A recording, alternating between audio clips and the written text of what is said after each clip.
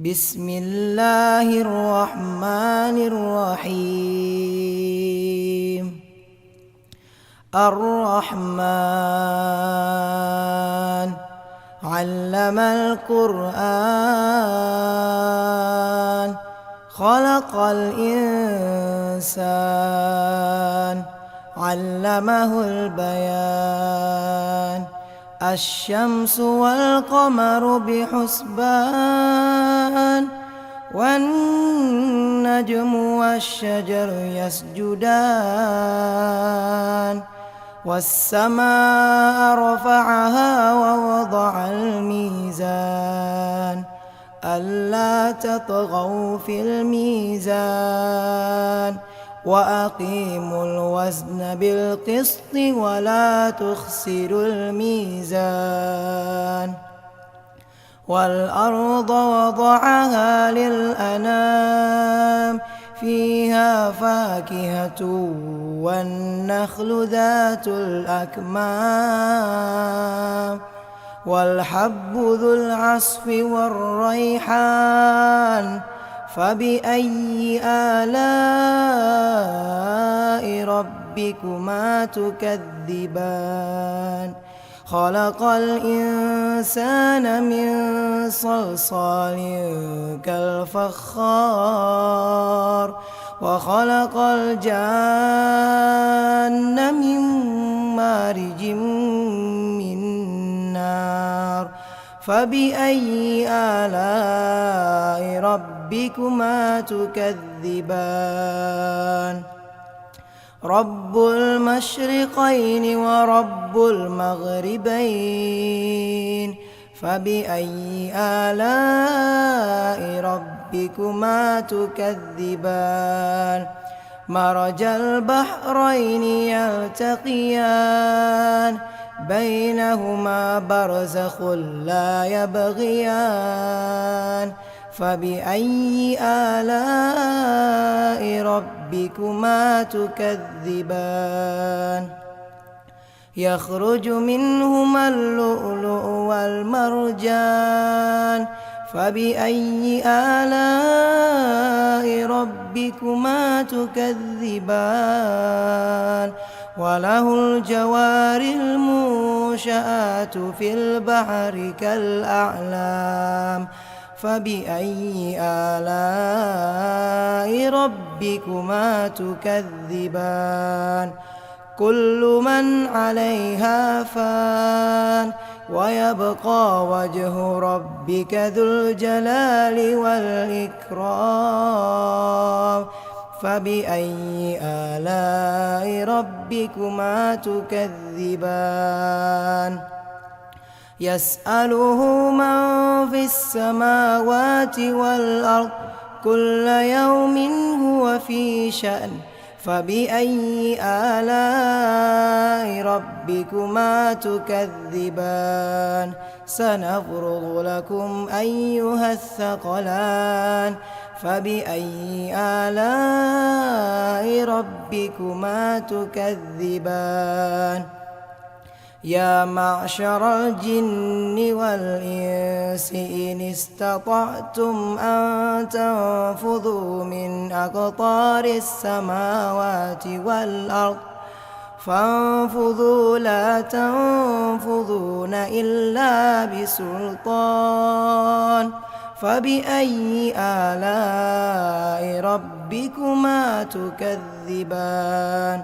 يرسل عليكما شواظ من نار ونحاس فلا تنتصران. فبأي آلاء ربكما تكذبان؟ فإذا انشقت السماء فكانت وردة كالدهان. فبأي آلاء ربكما تكذبان؟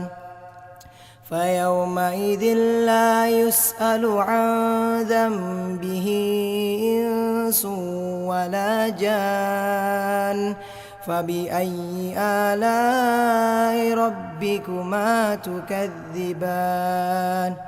يعرف المجرمون بسيماهم فيؤخذ بالنواصي والأقدام فبأي آلاء ربكما تكذبان هذه جهنم التي يكذب بها المجرمون يطوفون بينها وبين حميم آن فبأي آلاء ربكما تكذبان ولمن خاف مقام ربه جنتان فبأي آلاء ربكما تكذبان ذواتا أفنان فبأي آلاء ربكما تكذبان فيهما عينان تجريان فبأي آلاء ربكما تكذبان فيهما من كل فاكهة زوجان فبأي آلاء ربكما تكذبان متكئين على فرش بطائنها من استبرق وجنى الجنتين دان فبأي آلاء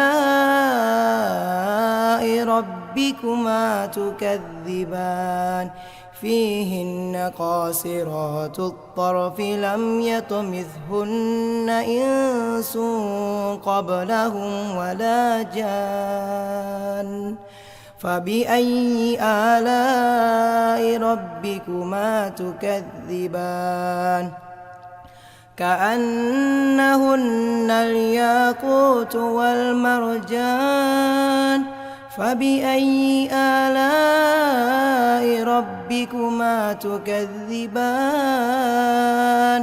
هل جزاء الإحسان إلا الإحسان فبأي آلاء ربكما تكذبان ومن دونهما جنتان فبأي آلاء ربكما تكذبان مدهامتان